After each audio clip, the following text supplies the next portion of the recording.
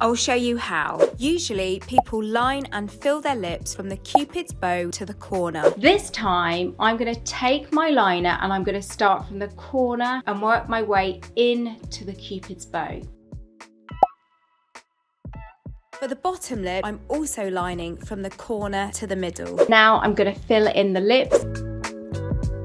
So I'm hoping that you can see the difference between the fullness of this side and this side.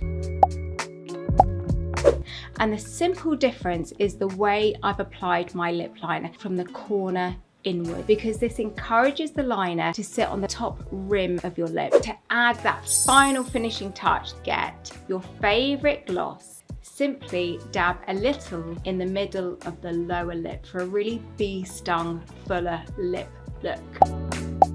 There you have a really easy way to get a fuller looking lip. My name's Katie and I'm a professional makeup artist. Follow me if you want more tips like these.